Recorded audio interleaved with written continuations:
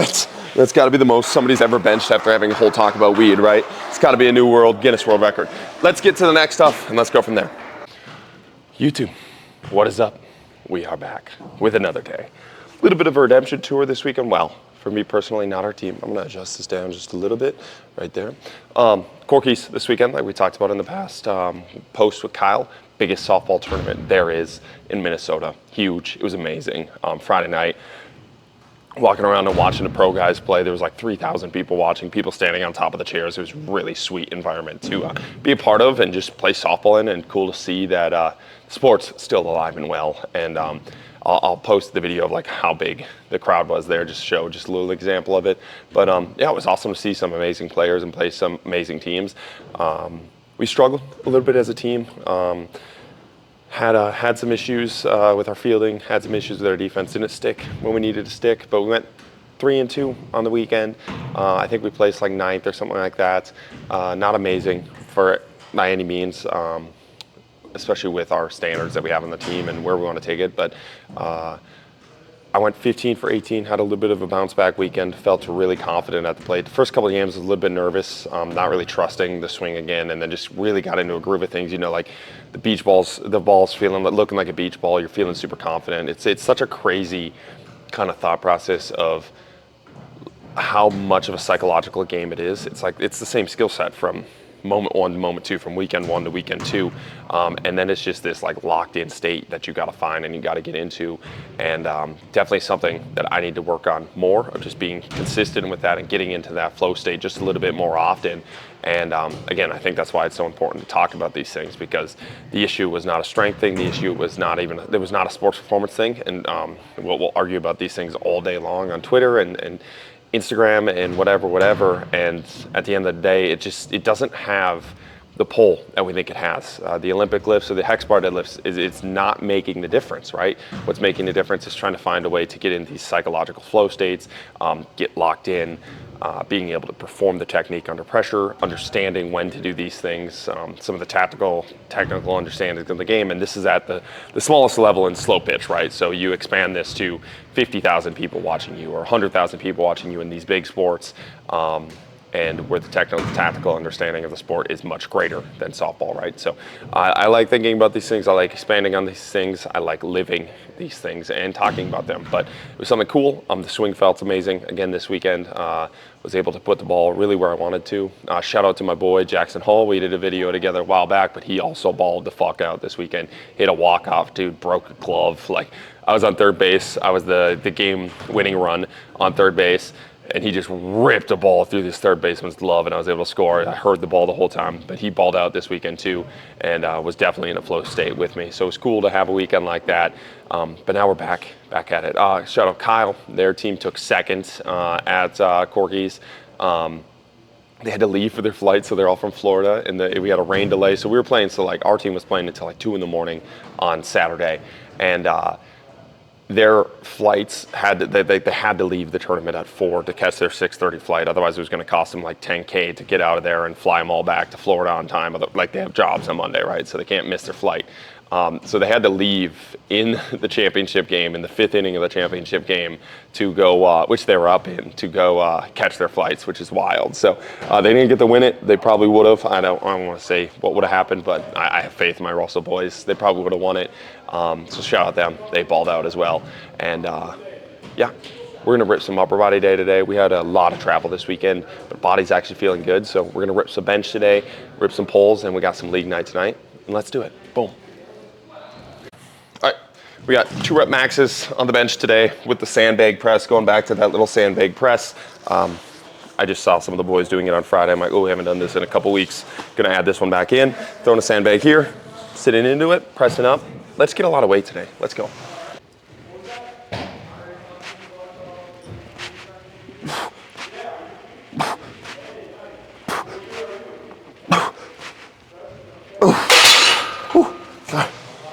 Probably one more warm-up set, and then we'll just start cranking from there. I'll show the accessories here, and then we'll come back and just rip bench straight and go from there.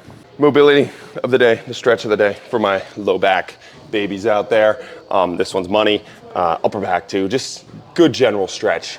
This isn't a high stimulus stress. This isn't one that's probably gonna long-term lead to like super great changes in range of motion or anything like that, but I think there's a place in the workouts to just have things that make you and your athletes feel good during the workout. And for some athletes and some clients, this is their starting point to spine mobility, right? So for some athletes, this is a great stimulus level. For most athletes, they're able to get in these positions just fine, and it's not going to be like a massive range of strength type exercise. But we're just going to be nice and long here, sitting back and forth, getting the spine to shift back and forth, getting big stretch one way, nice, amazing feels in the lats. You can do a little spinal jump rope for that lower back. I really like this part of it. Just going spinal jump rope. When you have an athlete doing this, a tip that you can do, put some fingers on different parts of their spine and try to get them to move and segment that part of their spine. When you give them that like proprioceptive feedback, and just spot the touch, a lot of times you can get them to move it, or you can show them that they can't move it. And if they can't move that part of their spine, move up or down to a part of their spine that they can move. But you'll see a lot of athletes, they can move their T-spine decently well, but they skip kind of a lot of that middle and lower back, and then they just go into the hips, moving back. And definitely one of those athletes for sure, myself. But when you get that feedback, it's really, really nice. It feels good. But yeah, we're just gonna hang out here, spend some time here, go back and forth.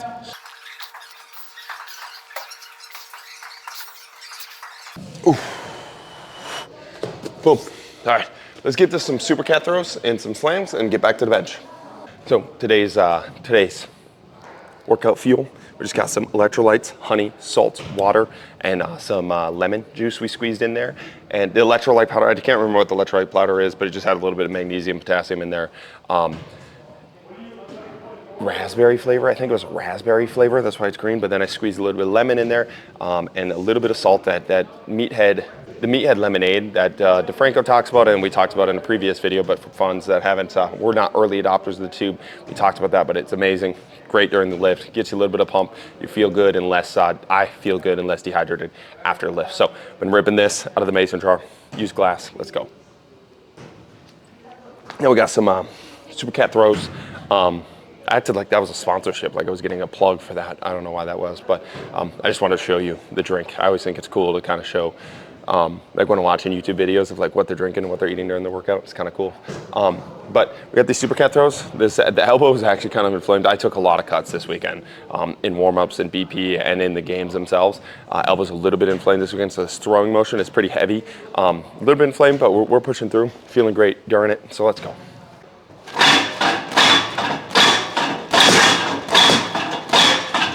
Oof. Boom. All right. Got some med ball throws, then we're going. All right, so this might be the lowest IQ tip I give on all of these YouTube videos, but I need this on camera so that when everybody asks the question, I can just send them the video. What if I don't have a wall to throw med balls into when I'm doing my med ball throws? You gotta ground, bro. And I know it's not as ideal. You also got the air, right? You got the air, you can throw it up. If you got short ceilings, then you got the ground, right? If you have short ceilings, you wanna do some of the chest stuff, lay flat on your back, throw it up, or use a heavier med ball, okay? So simple tips like this, I know it sounds simple, and I know we talk about a lot of complex things here, but a lot of times we're missing the simple tips, right? You gotta ground to throw the thing out. It's just as hard as the wall, okay? So if you got a rotational throw against the wall, you're sitting there throwing against the wall, right? If you got it, if you don't have a wall, you're gonna come on this ground here, you're just gonna sit here, rotational slam against the ground, right? Again, I know it's not a game changer, but a lot of athletes just need simple reminders. And I got this question 3 times from insiders last week that just signed up for the program, so I'm gonna give you the advice here. So we're throwing against the ground. If you're doing the chest exercise again, we're gonna get it all on camera here. Shot put it against the ground can be the same thing. Shot put against the ground. I honestly like laying flat on my back and throwing it up a little bit better, but I get if you have low ceilings. But again, if you're laying flat on your back and you're hitting the ceiling, your med ball's probably just a little bit too light. So I'm gonna sit here, rotational throws here. We got 2 each side, ripping, boom. Almost lost that there.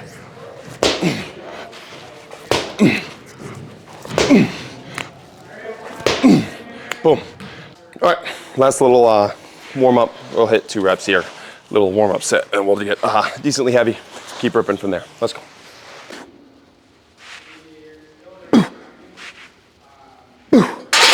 Oh yeah. All right, I might switch out the bench because this bench is like depressed and weird. It's like slanted one way, so I'll switch out the bench and we'll start ripping real sets there. Let's go. All right, first working set here. Switch out the bench. I'm gonna make sure the setup is right here. Sketchiest thing of all is not really sketchy, but least convenient thing of all time is benching without a spotter. Having a lift off, man, I think it adds like 20 pounds to your max bench. Like, it's crazy. They'd be able to lock in and set there. Maybe that's a little tip when you do a lift off. Try not to press and come out of that. Really try to lock that baby in and pull it down. Stay strong with that back. But yeah, we don't have a spotter, so we're gonna rip here with that little press off and come ruin all the tips that I just gave you. And switch bench, so hopefully this bench feels a little bit better. That bench was like tipping, it was weird. Had a little broken part on it, and I didn't love that. So we're gonna use this more stable bench, and if we miss our lifts, we blame it on the bench for always, because we never wanna take accountability. So here we go.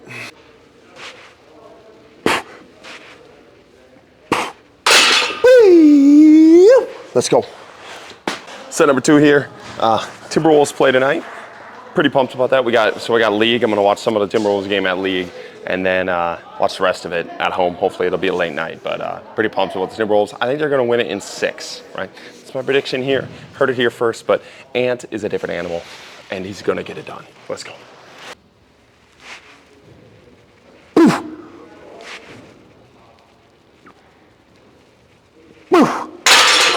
Almost lost that baby. Misgrooved it a little bit off the sandbag. Trying to keep this sandbag stationary is like the hardest thing of this whole lift. If it falls on you, you're almost a dead man. But let's do one more set and then maybe slingshot from there and see how we're ripping. Set number 3 here. If we miss this, the T-Bulls will lose. So we're gonna get it. Let's go.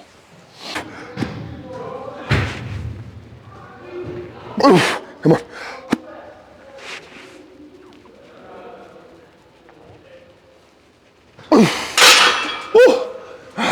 All right, man, that is sketchy. Off of the sandbag. You get stuck there, you're gonna get buried. We'll do one more set with the slingshot, maybe 2 more sets with the slingshot, and then rip the accessories, and then go hit some nukes. Let's do it. All right, sorry if I sounded rushed on that last one.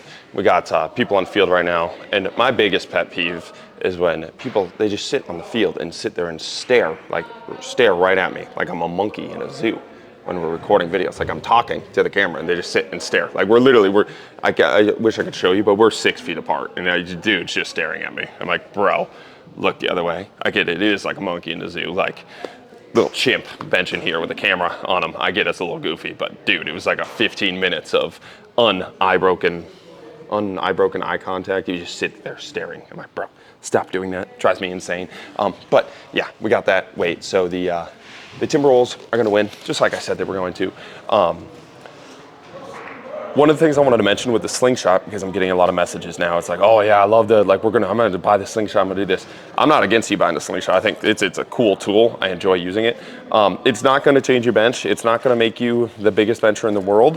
I enjoy using it because my elbow doesn't feel that great going crazy heavy on bench right now with all the softball volume that we got going, and it keeps my ego alive, and I like doing an overloaded bench, but it's not going to be the thing that gets you, I mean, maybe it could be a breakthrough moment. It's still one piece, but it's more so just an ego thing for me, and because I enjoy it and it feels good, and I can use heavier weight than I could use without it with my elbow right now.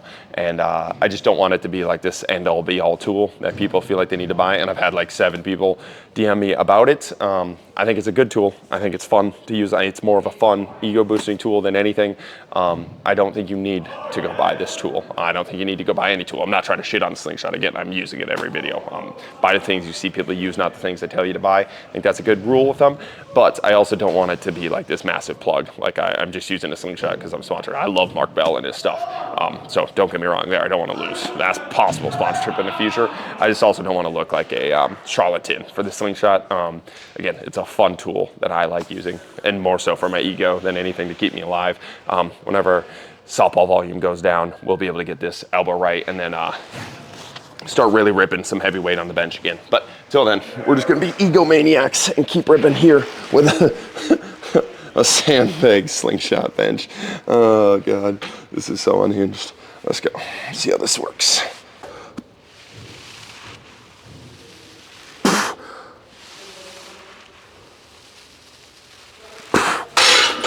Let's go. One more set here, and then we'll hit some, we got rows, curls, fingertip push-ups, all the good stuff. Let's go. All right, this is gonna be your random rant of the day, but just got done talking to another athlete about this. we're going to kind of talk about some drugs here right before we hit this, and things like caffeine, nicotine, THC. Anything that brings you way up, anything that boosts your performance, anything that brings you to a higher level than normal is going to cost a price, right? And that does not mean that the price is going to be too high. It does not mean you shouldn't do it. You make your own decisions. Again, your body, your life, you make those choices, right? I use caffeine, I use THC, I use nicotine, I use all these things in certain times and certain periods of my life for an intent. One of the things I don't think gets talked about enough with athletes with these drugs is that there is a downside, obviously. Anything that brings you above your base level, anything that brings you to a different state of consciousness is going to have a rebuttal. When your body brings you back to homeostasis, there's going to be a rebound, right? So your body's just really, really spiked. All your body wants to do is come back to this normal level, the homeostasis level, this level that is just your baseline level. And to get there, it's going to drop you down, right? So you have the crash from caffeine, you have crash from nicotine, or you can't sleep with nicotine. And you definitely have a crash with THC. And I think THC is worth talking about because a lot of athletes use it. It's becoming more popular in the mainstream culture of being legalized and not as hard to get and not as frowned upon to use, obviously, the changing in cultures. And I think this is an amazing thing. I really do. I do not think it should be illegal. I do not think it should be banned. I do not think there should be negative connotations around it or people that use it. I think it can be a powerful, powerful tool for a lot of people. However, that does not mean just because there are positives of something that there are not negatives. And this is the thing that kind of drives me nuts with THC and weed is that people do not talk about the negative side of it because it has been demonized for so long, right? The war on drugs, it was weed will kill you, weed will drive you insane, weed will make you have a schizophrenic break, weed will have you kill people, all this dare stuff that is pushed on you as a kid, right? So the only way to counteract this is to go all the way on the other side and say weed is the best thing ever. It is a medicine. It will cure you. There's no negatives. And both sides are bullshit, right? There's so much both sides on both of that extreme. And I just think information and then being truthful about these things is the best thing. There is a middle ground right there. There can be positives. There can be definite benefits. There can be pain reduction with weed. There can be the creativity boost. There can just be, I'm using this to have fun, or I'm using this to alter my consciousness and experience life in a different way. But there is going to be a cost to that. You are going to be moody the next day. You are going to have a drop in dopamine, right? There is consequences to these things. And I think a lot of athletes, it's just not talked about. It's now in this kind of weird cycle of it is the best thing ever, or there are no negatives. And I know athletes that use it and then they'll come and well, why am I moody? It's bro, you had this insane high the day before. Of course, there's going to be a drop back down and a return to homeostasis. So if that's not something that you want to experience in your life, then you got to stay away from weed, or you have to understand when and where to use it. But if you're just constantly using it, you're going to have those spikes, and you have to live, if you're going to live with the high, you got to live with the low, where you have to understand why that low is there. And I think this is worth mentioning again because it's not talked about right now in the mainstream, and there's athletes that are legitimately confused on why their moods swing so much, why they don't feel like they feel depressed, or they feel this. It's dude, you dopamine max, now you're going to have a dopamine drought, right? And that's all you're feeling, right? And if you can understand that and be all right with it, okay, I smoked the day before, today's just going to be an off day. Today, I'm just going to be not depressed today, but I'm just going to be down today, right? I'm going to feel a little bit worse about things, and he can put things in perspective rather than just being totally lost. Why do I hate life today? Why am I pissed off today? Why am I so moody today? And I think it's worth paying attention to those things, right? So with all of these things, anything that brings you up, this is just rule of thumb, Yokian, the book of Yokian, right? Anything that brings you up is going to have a cost on the back end. That goes for caffeine, that goes for nicotine, it goes for every single drug and supplement that we use. It's just understanding what those negatives are, when you want to use those highs, why you want to use those highs, and what the cost of the low is. Is the cost of the low worth the cost of the high? And when those lows come, just pay that price rather than digging yourself a deeper hole. Again, I think that's one of the things with dopamine and weed that is a tough thing, is you get down and then a person feels like the only way they can be happy is when they smoke. The only way that they can feel not dead inside is when they smoke, but they don't realize that the smoking is also causing that dead inside cycle, right? So it's kind of that perpetual loop, and you have to break out of that loop, or at least understand that loop. Again, it's your life, your choice. I don't think any of this should be illegal. I just think you should make a little bit more informed decisions, especially if you're an athlete. And I think a lot of people were kind of lying on this side of things with weed now rather than all the way over here. I think all over here was a terrible decision. I think being over here is a terrible decision. I think we should find the middle ground and make smart choices with our drug and supplement use, right? So last set here. Let's rip it. Let's go.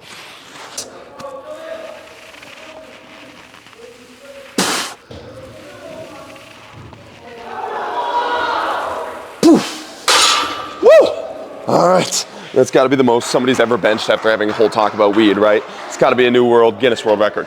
Let's get to the next stuff and let's go from there.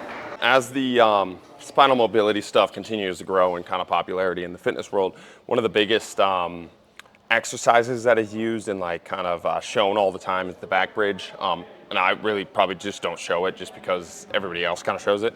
You got to be edgy, maybe just with doing what everybody else does. It was cool like 4 years ago, but it's still an amazing exercise, right? I think getting into the spinal extension position for the hips, for the shoulders, for the back is really money. But a lot of athletes can't even get in there, right? You get them on the ground, they can't get up off the ground. Either triceps aren't strong enough, they can't bend their spine in that way. Maybe their hips are tight, whatever it is. Simple solution, and this is if you're decent. If you're amazing at a back bridge, it's probably not going to do you much. But even if you're decent at a back bridge, I can get up into a decent back bridge and hold for quite a while. But using the exercise ball, finding your position here, you can use the elevated hands there, or you can push that away and come up into this position here. But really just working into this position and using this as a support. So right here, I'm just chilling here. You can kind of find spots in the spine if your shoulders really can't support you there. But if you're good at it, you can really just press off of it. And as you fatigue, come back on, and maybe you work into that press off position. But you really can find different positions here. Again, I would use this more with the beginners that really can't get off the ground and just get comfortable in some of these inverted positions. That's another big piece of it. If they're not comfortable there, they're not going to go there. And this kind of like a free spot. You can also really get into the hips and drive the hips up and through and get a nice little hip stretch there. But we're just going to hold this for 2 minutes here. Nice little staple that we used in this little hack to get there.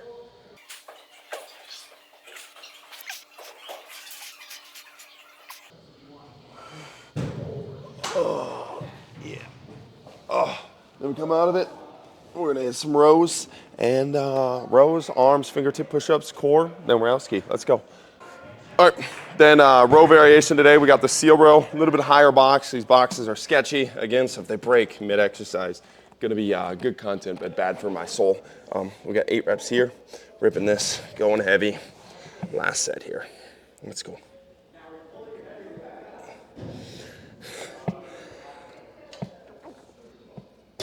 Here we go, a little bit wider.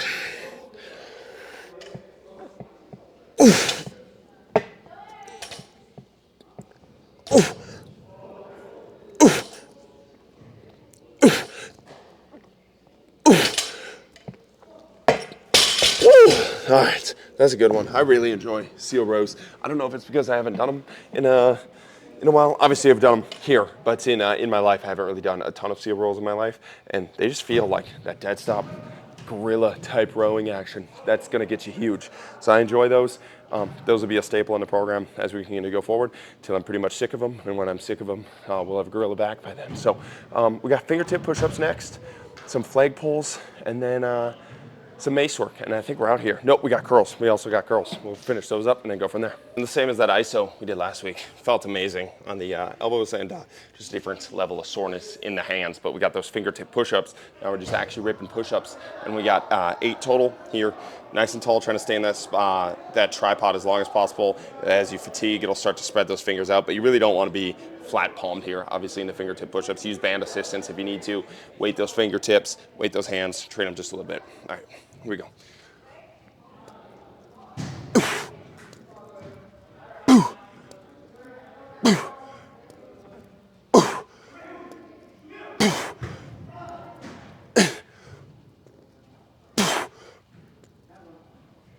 Oh, yeah, dude.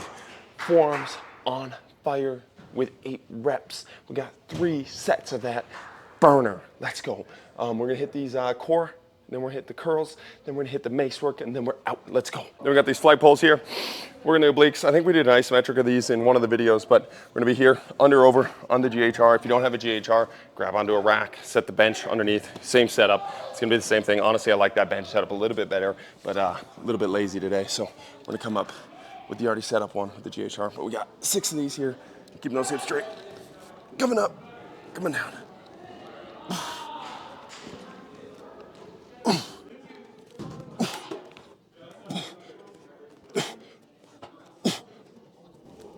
Boom. If you want to weight these, throw some ankle weights on and really focus on getting long. With those hands, I can go a little bit longer. I'll go a little bit longer on the next set. I was a little bit crunched there. go a little bit longer, add some ankle weights, way to progress it, make it a little bit harder. You can also hold at a weight at the top and continue to scoot those hips off. That's why the bench is a little bit nicer, because your hips aren't as on, because the bench is a little bit more narrow, so you can get a little bit longer off of it and place that bench. You get a little bit more leeway there, but this is a good setup for the first set here. Woo, that's spicy. All right, let's hit these curls. Let's go. These mosh pit curls, I've done them before from range of strength, absolute money. I enjoyed these the first time I'm doing them. Just gonna keep them in as we do them. Maybe here, dropping, rotating through. We got 8 of these little windshield wipers here.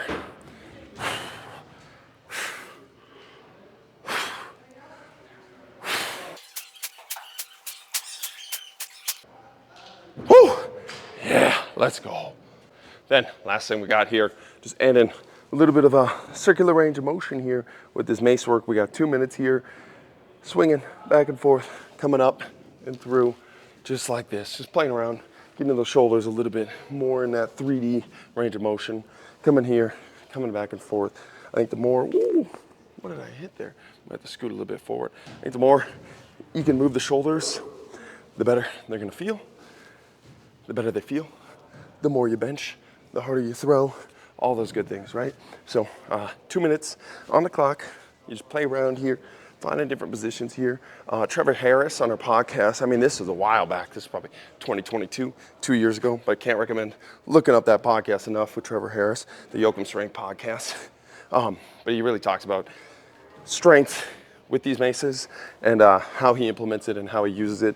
But it's a moneymaker, man. Feels good. I like adding these in after a heavy bench day. Feels like I get kind of like the spine work, the spinal flow work, where you're greasing the grooves of the spine. I think the mace kind of does the same thing with the shoulders, finding some cool positions here. I think this is going to be helpful, especially for that elbow, when I really start actually focusing on it and not eating softballs all day long. But more I do this stuff, same with the crawls and the rotational pieces like that, the better the elbow feels.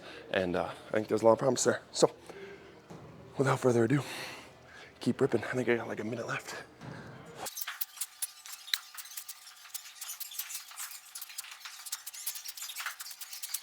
All right, now that I just leveled up my Elder Scrolls character to level 100, with that, we're gonna leave.